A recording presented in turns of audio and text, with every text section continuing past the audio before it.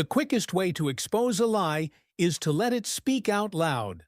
And the loudest lie in rooms full of privilege is the one that says, a black man's worth must be proven while everyone else's is assumed. Celeste Whitmore believed that lie like it was tradition. She believed it so deeply that she felt entitled to say it in public. Sweet smile, sharp words, because she was certain no one in the room would challenge her.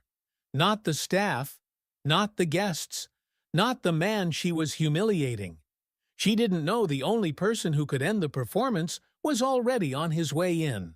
And when he walked through the door, the air changed so fast it felt like the room took a step back. Darius Coleman had spent most of his life learning what the world did when it couldn't place him neatly into a stereotype. He was 34, black, tall, with hands that carried both gentleness and strength, the kind of hands that had built things and fixed things and held people together when they were falling apart. He wore a simple charcoal suit that fit well but didn't scream for attention. No flashy watch, no loud designer logo, just a clean look and a calm presence. In spaces like the Whitmore Foundation Gala, calm could either be mistaken for weakness or recognized as power. Celeste mistook it. The gala was held in the glass-walled atrium of a downtown museum. Polished marble floors, modern art bathed in warm lights, and a string quartet playing softly like background decoration for rich people congratulating themselves. This event raised money for youth programs, which meant wealthy donors arrived in black tie outfits to be photographed next to words like equity and community, while privately comparing stock performance and real estate deals. It was a room full of white smiles that looked charitable and felt transactional. Darius wasn't there as a guest. He wasn't there as staff either. He was there because he'd been invited to pitch. A last-minute addition to the program, a short presentation from a community entrepreneur, an inspiring story, as the email had phrased it. The foundation had recently taken heat online for being out of touch, and they needed a face that looked like inclusion. Darius understood the politics of it immediately. He still came, not because he wanted their validation, but because the money they controlled could fund the after-school robotics center he'd spent 3 years building from nothing.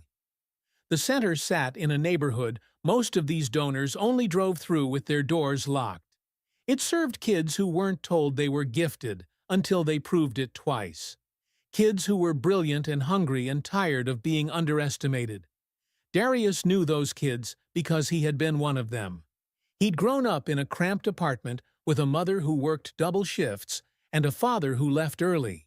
He'd learned to solder circuits from YouTube videos and fix broken electronics pulled from trash bins. He'd won a citywide science fair with a homemade water filtration system built from cheap parts and stubbornness. He'd graduated with honors, earned scholarships, survived college by working nights, and built a small tech repair and training program that turned into the Robotics Center. And every step of the way, he'd encountered the same obstacle wearing different clothes. Doubt. Not doubt about his idea.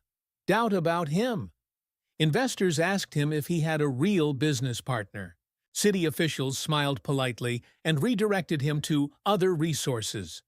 One grant committee asked him to name the adult supervisor of his program, even though he was in his 30s.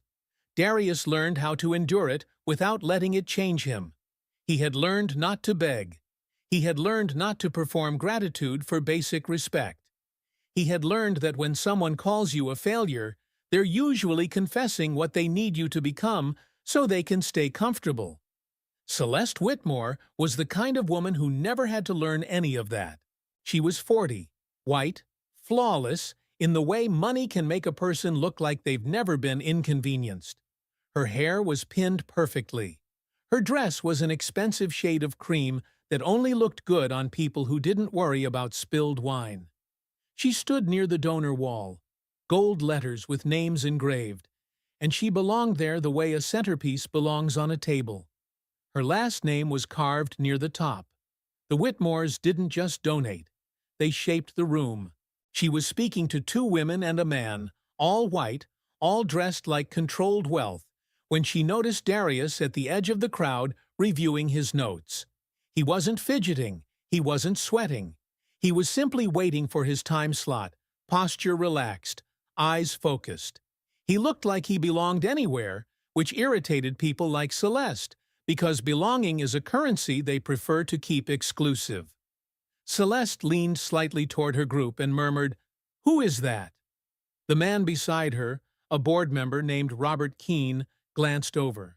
"That's one of the speakers," he said, as if surprised. Foundation wanted a community entrepreneur segment. Celeste's lips curved. "A community entrepreneur," she repeated, voice sweet with skepticism. Her eyes traveled over Darius like she was evaluating a product. "Is he actually successful?" Robert shrugged. "He runs some youth program. Robotics, I think."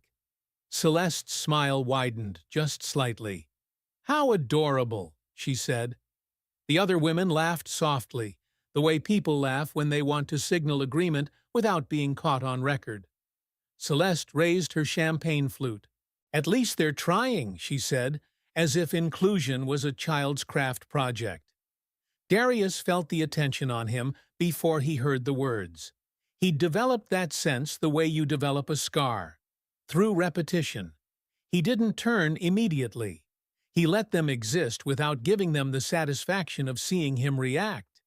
Then, as he stepped toward the bar to get a water, because he wasn't going to pitch to a room full of donors with a dry throat, Celeste stepped directly into his path as if the space belonged to her. "Excuse me," she said, smiling brightly. "You're the robotics gentleman, right?" Darius stopped. He offered a polite nod. "I'm Darius Coleman," he said. "Yes, I'm speaking tonight." Celeste's eyes flicked to his name tag. "Darius," she repeated, as if tasting it. "How nice. I'm Celeste Whitmore." She didn't offer her hand. She didn't need to. Her name was the handshake. Darius nodded again. "Nice to meet you." Celeste tilted her head, smile still in place. "So tell me," she said, "what exactly is it you do?" Darius had answered this question 1,000 times. He answered calmly. "I run a community technology center. We teach robotics, coding, electronics, skills that lead to scholarships, internships, careers. We also provide mentorship and job readiness." Celeste blinked slowly like she was listening to a child recite something memorized. "And it's sustainable?" she asked. "Yes," Darius said. "We have a mix of grant funding, local partnerships, and paid workshops that help cover operating costs." Celeste's smile sharpened. "Grant funding," she repeated softly. "So, donations." Darius kept his voice even. "We provide services. Funding supports impact." Celeste leaned in a fraction, lowering her voice in a way that made it feel intimate and humiliating. "Forgive me," she said, "but people like you always talk about impact and then disappear when the spotlight moves on. How long until you run out of other people's money?" The words landed cleanly. She said "people like you" with a smile, like she hadn't said anything ugly at all. Darius stared at her for a beat, not angry, measuring. "We're in our 4th year," he said. "We've grown every year. Our students have won state competitions and earned scholarships." Celeste's eyes glittered with something like amusement. "That's sweet," she said, "but scholarships don't pay bills. I mean real success, a real business, a real track record." She sipped her champagne. "Or is this more of a hobby?" Darius felt the room's attention tighten around them. Conversations nearby quieted slightly. People were listening. Not openly, but listening. The kind of listening that happens when a powerful person is publicly asserting hierarchy. Darius knew what Celeste wanted. For him to shrink, apologize for existing in her space, accept her frame that he was a charity case pretending to be a professional. And if he snapped, if he raised his voice, she'd get to play victim. He'd be aggressive, Ungrateful. Unprofessional. He'd seen that trap before. He didn't step into it. He simply asked calmly, "What do you consider a real track record?"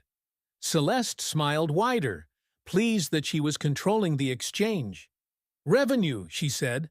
"Profit. Assets. Something measurable. Not feelings." Darius nodded slowly. "I agree," he said. "Measurable matters." Celeste's eyebrows lifted. "Oh?"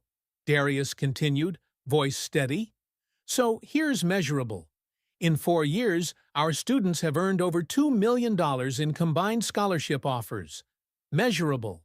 Our program reduced after-school truancy in our partner schools by 12%. Measurable. We've placed 37 teens into paid internships with local companies. Measurable. And we did that with a budget smaller than the lighting package for this event." The words weren't loud. That's what made them hit harder. Celeste's smile twitched. One of the women behind her inhaled sharply.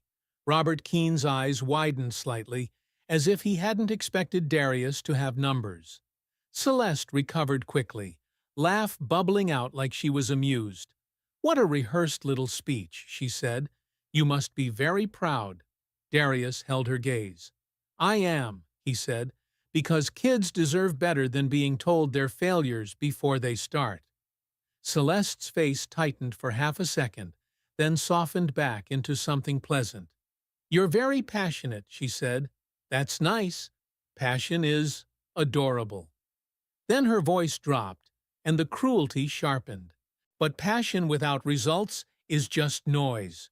And honestly, Darius, most people who end up in your position, they made choices, bad ones, and then they want the world to save them." She paused, eyes scanning him as if searching for a flaw she could use. "You seem smart, though. So tell me, what went wrong? Why aren't you more?" The question was a knife wrapped in silk. Why aren't you more? Why aren't you where you belong? Meaning where she believed white men belonged. Darius felt a flare of heat in his chest. It wasn't just for him. It was for every kid he'd watched get labeled at risk when they were actually at war with low expectations. He kept his voice quiet. "Nothing went wrong," he said. "I chose to build something that mattered." Celeste smiled, and her smile finally showed what she was. "Build," she repeated. "Or settle." Then, louder now, loud enough for the nearest group to hear, she said, "I mean, no offense, but it takes a certain kind of person to choose a little charity project instead of real success." People nearby turned slightly, pretending not to. Celeste continued, the cruelty warming into confidence as attention grew. "But I guess some people just can't win." She tilted her head. "Failure isn't always a circumstance, Darius. Sometimes it's a personality." The word failure hit the air like a slap. Darius didn't react the way she wanted. He didn't flinch. He didn't plead. He didn't raise his voice. He simply looked at her and said, "You don't know me." Celeste shrugged lightly. "I know enough," she said. "I can spot potential. And I can spot when someone's dressing up struggle as virtue." She took another sip. "Anyway, good luck with your little speech. I'm sure the room will clap." She turned away, dismissal complete, as if she'd erased him. Darius stood still for a moment, the noise of the gala rushing back in around him. A few people glanced at him with sympathy, but sympathy without action is just another form of silence. He exhaled slowly and walked toward the side corridor where speakers waited. He wasn't going to let Celeste derail him. The kids at his center were counting on him, and he refused to let a rich woman's cruelty become their future. Back in the donor area, Celeste returned to her circle, pleased. "Honestly," she said lightly, "these events are getting so performative. We're supposed to pretend every community leader is a visionary. It's exhausting." Robert Keene murmured, "He did have numbers." Celeste waved a hand. "Numbers can be made to sound impressive," she said. "Anyone can cherry-pick stats. He's still, what is he? A glorified tutor. She laughed softly. I just don't understand why they give people like that a platform. She said people like that again, and it floated out into the room like poison someone pretended was perfume. Sabrina, one of Celeste's friends, shifted uncomfortably. Celeste, she murmured, maybe you should— Oh, relax, Celeste replied. It's not like he belongs here. Then she glanced at her phone, frowning. Where is Nate? She asked. He said he'd be here before the main program. Robert raised an eyebrow. Your husband's coming? Celeste nodded. Nathan's always late, she said, but there was pride in her tone. He's in the field. You know, government work. She loved that vague phrase because it made people curious. It made them lean in. It made them respect her by proxy. He's the disciplined one, she added, like it was a compliment to herself. If anyone understands real success, it's him. She didn't notice that Sabrina's discomfort deepened. She didn't notice the way a staff member near the entrance suddenly straightened as a new presence approached. The program began 20 minutes later. People moved toward the stage area, glasses in hand, laughter soft, attention shifting. The host introduced the foundation's mission. A donor spoke about opportunity. Everyone clapped on cue. Then it was time for the community entrepreneur segment. The host smiled brightly. Tonight, we're honored to hear from someone doing incredible work right here in our city, she said. Please welcome Darius Coleman, founder of the Bridgeworks Robotics Center. Darius stepped onto the stage, microphone in hand, calm and composed. He scanned the crowd briefly and saw Celeste near the front with her friends, chin lifted, expression amused as if she were watching entertainment. Darius began anyway. He didn't speak like he was begging. He spoke like he was reporting facts. He talked about the kids, Jalen, who built a drone prototype from spare parts, Maya, who wrote her first Python program and cried because she didn't know she could do that, Andre, who said no one had ever told him he was good at anything before the center. Darius didn't dramatize their pain. He highlighted their brilliance. He spoke about measurable outcomes, about partnerships, about how talent is distributed evenly, but opportunity isn't. The room listened, some genuinely, some performatively. And then Darius did something that shifted the energy. He said calmly, I want to address something that happens in spaces like this. A ripple moved. People leaned forward. Darius continued, sometimes people assume that because I came from where I came from, because I look the way I look, I must be here asking to be saved. He paused, letting the words land. I'm not. I'm here offering a return on investment. Because when you invest in kids who've been underestimated, the entire city gets safer, smarter, stronger. That's not charity. That's strategy. A few heads nodded. A few hands started clapping early. Darius finished with a clear ask. Funding for equipment, scholarships for instructors, transportation for students. Not a sob story. A plan. The applause that followed was real enough to surprise Celeste. She clapped too, but her face remained tight, as if she resented being forced to acknowledge competence. The host returned to the mic, thanking Darius. Wasn't that inspiring? She said. Then the room shifted again, because the doors at the back of the atrium opened and a man walked in. He didn't arrive loudly. He didn't need to. The staff at the entrance straightened as if on instinct. Conversations around the back edge of the room paused. The man's posture was military, controlled, precise, alert, without being dramatic. He wore a dark suit, but the suit couldn't hide what he was. The way he moved was disciplined. The way his eyes scanned the room was practiced. He looked like someone who had walked into danger and stayed calm long enough to walk back out. Celeste turned, and her face lit up instantly. There he is, she said, relief and pride washing over her expression. Nathan. Nathan Cross walked forward through the crowd with quiet purpose. People moved out of his way without being asked, not because they recognized him, but because something in his presence signaled that he belonged to a different kind of authority, one that didn't beg. Celeste stepped toward him, smiling brightly. "You're late," she said playfully, reaching to touch his arm. Nathan stopped in front of her. He didn't smile back. His eyes were steady. "I know," he said. His voice was calm, but it carried weight. Celeste laughed lightly. "It's fine," she said. "You missed the little community speaker." Nathan's gaze didn't leave hers. "I didn't miss him," he said. Celeste blinked. "What?" Nathan's jaw tightened slightly. "I heard him," he said. "From the hall?" Celeste's smile faltered. "Oh," she said.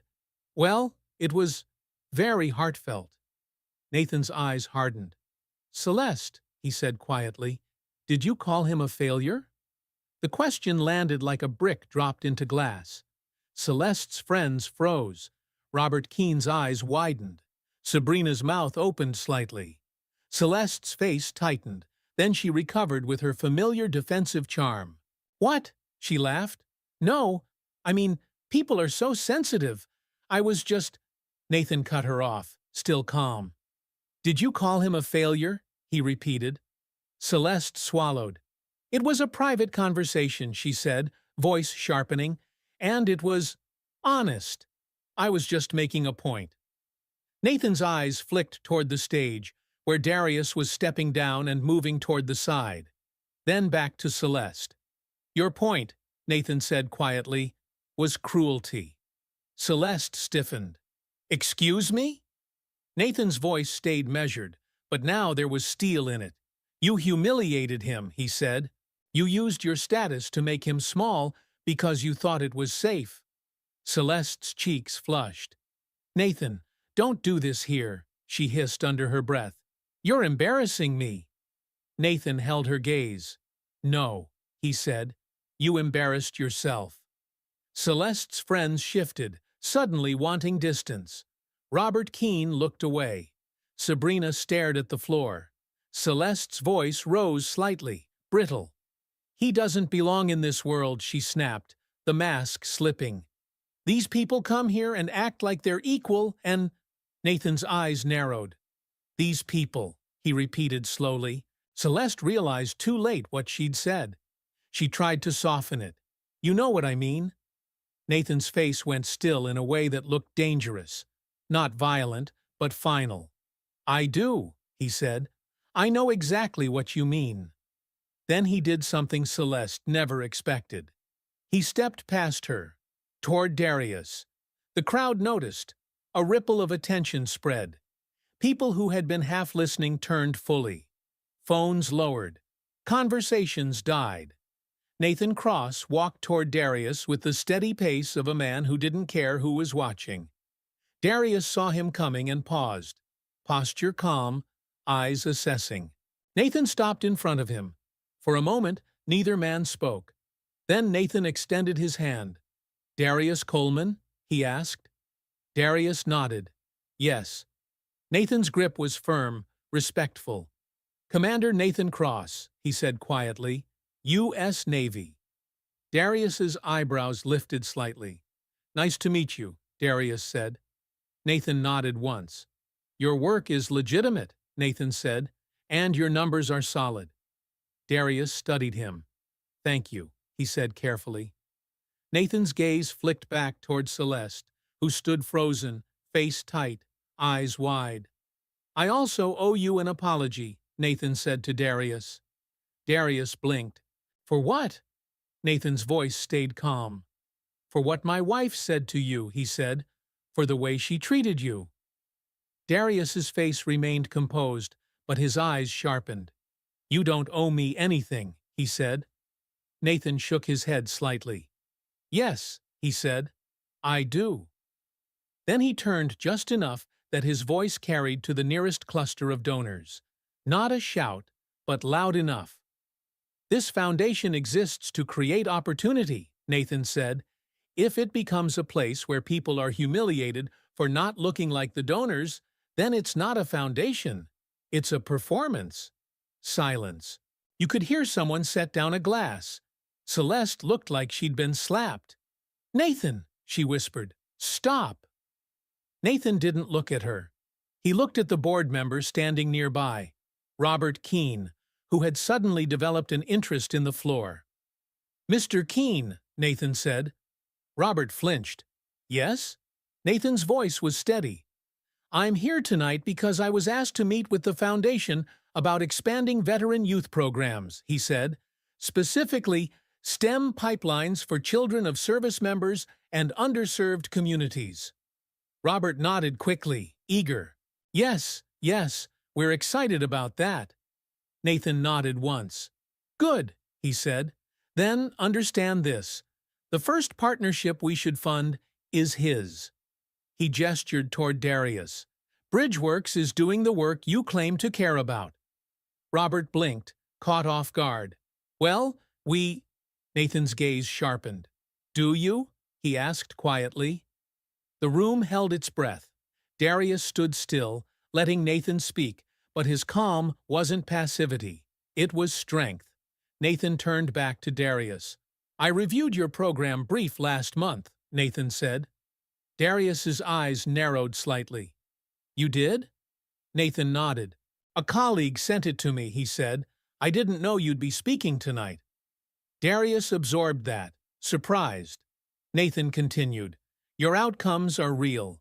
Your structure is scalable." He paused. "And you're exactly the kind of leader the city keeps overlooking." That last sentence landed like justice. Not because it erased Celeste's cruelty, but because it named the truth out loud in a room that depended on pretending bias was subtle. Celeste took a step forward, voice trembling with anger and fear. "Nathan, you're taking his side," she snapped. Nathan turned to her slowly. "There are no sides," he said. "There's right and wrong." Celeste's face tightened. "You're humiliating me," she hissed. Nathan's voice stayed calm. "No," he said. "I'm refusing to protect you from consequences." Celeste's eyes flashed. "You don't understand," she said, desperation leaking through. "These people, this room, this is my world. I built this network." Nathan's expression didn't change. "You didn't build it," he said quietly. "You inherited it." The words were soft. That's what made them devastating. Celeste's mouth opened. No sound came out. Nathan looked at her for a long moment, then said, "And if you're going to use what you inherited to degrade people who actually build, then you don't deserve to stand here and call yourself philanthropic." People shifted. A donor woman near the front looked suddenly uncomfortable.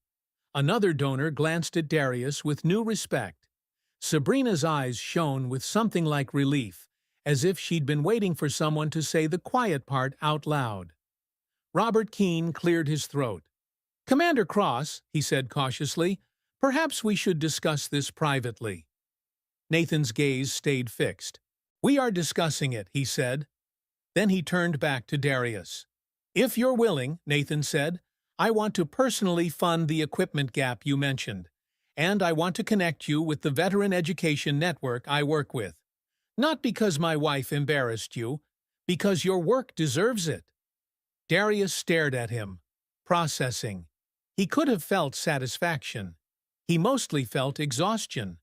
Because black men aren't supposed to need a powerful white man to validate them, yet too often that's what rooms like this require.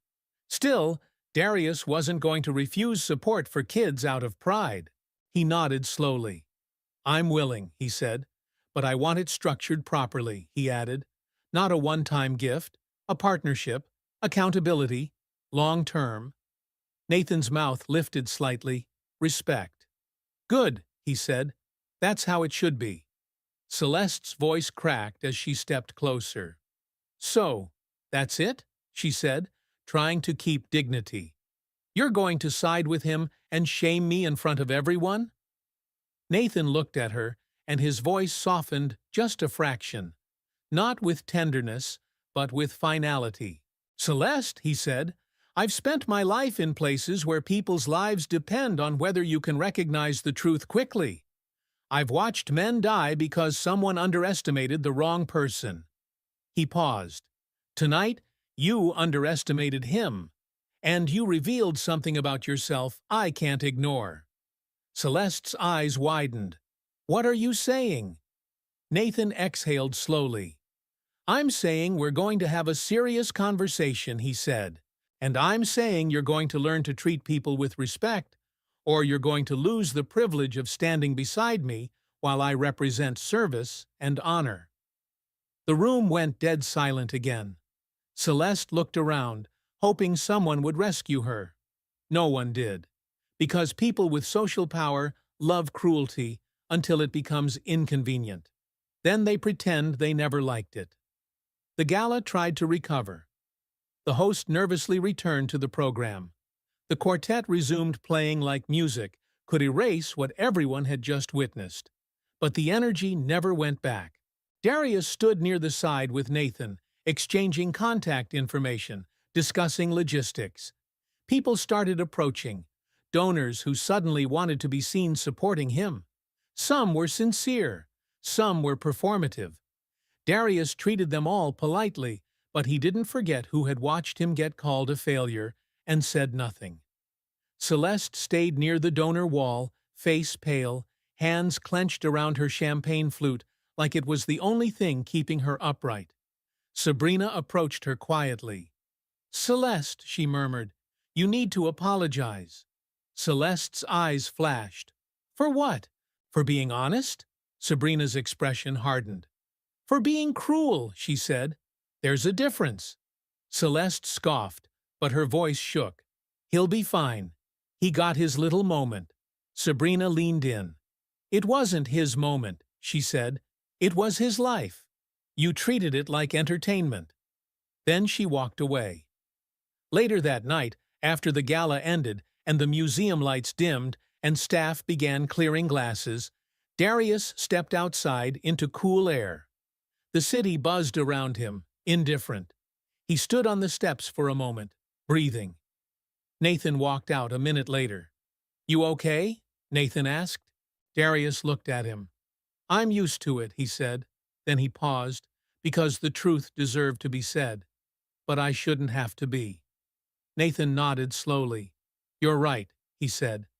Darius studied him. "Why did you do it?" he asked. "You could have handled it quietly. You chose public."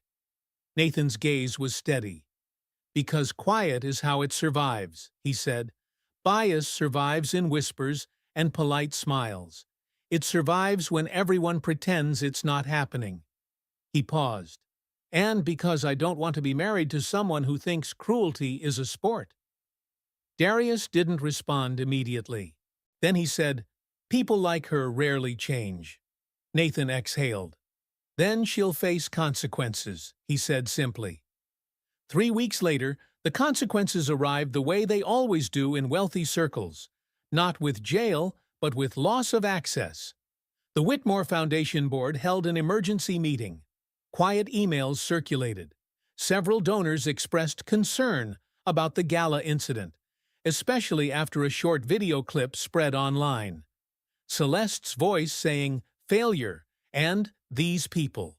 Nathan's calm but devastating response, and Darius's composed presence refusing to break. The clip went viral in the city. Not nationwide, but enough. Enough that the Foundation's carefully crafted image started cracking. Sponsors called. PR teams panicked. Celeste tried to spin it as a misunderstanding.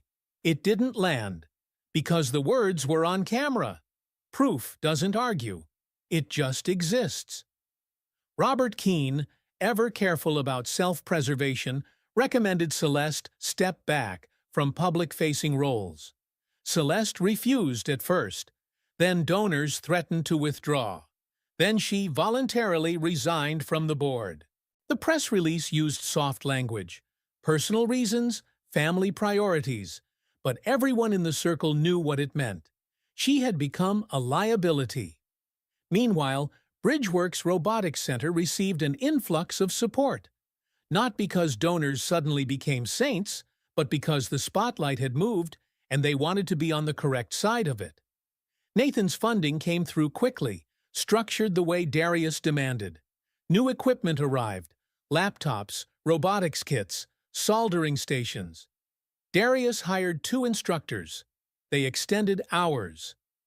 Kids who had been on the waiting list finally got in. One of those kids, a quiet 12-year-old named Sienna, built her first working robot and whispered to Darius, "I didn't know I could do this." Darius smiled and said, "Yes, you did. They just didn't tell you." And Nathan didn't just write a check and disappear. He showed up, quietly, without cameras, one Saturday afternoon to meet the kids. He didn't wear a uniform. He didn't brag. He simply listened. He talked about discipline and teamwork and how your background doesn't define your ceiling. He told the kids, "You have to learn to speak up for yourself because some people will try to decide your worth for you."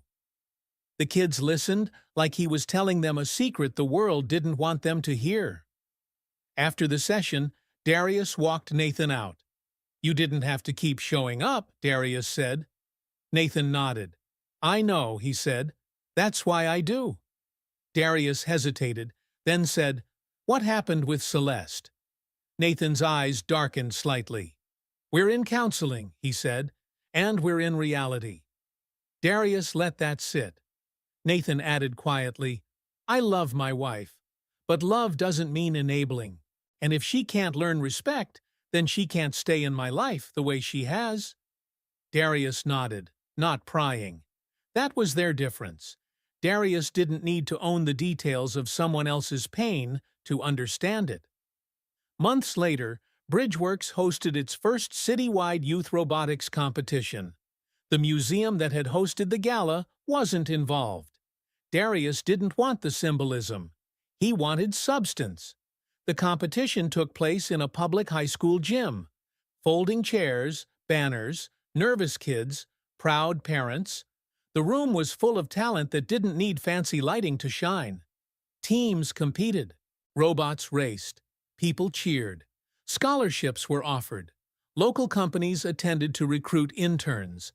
And in the back of the gym, Nathan Cross stood quietly, hands clasped, watching a group of kids from Darius's center celebrate a win like they'd just conquered the world. Darius stepped beside him.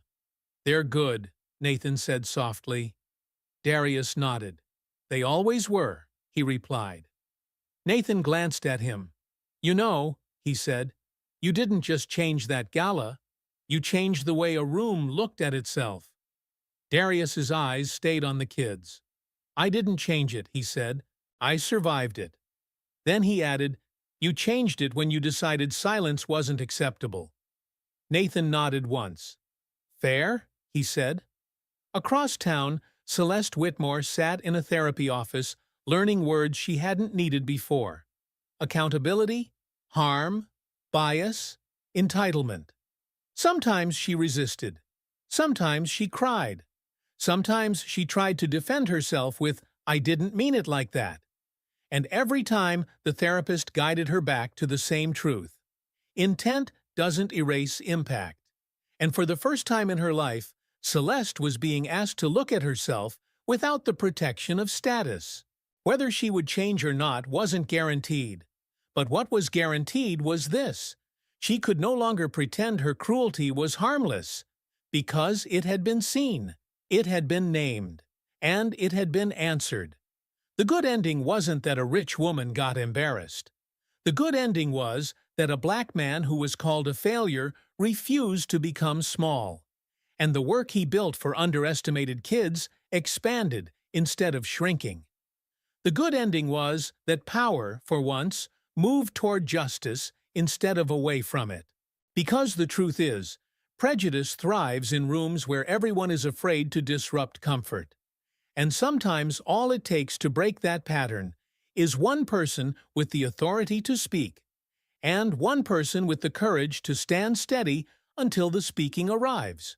If you've ever been called a failure by someone who didn't know your story, remember this: their label is not your identity. It's a confession of their ignorance. And the best response isn't revenge. It's building something so real that their words can't compete with your proof.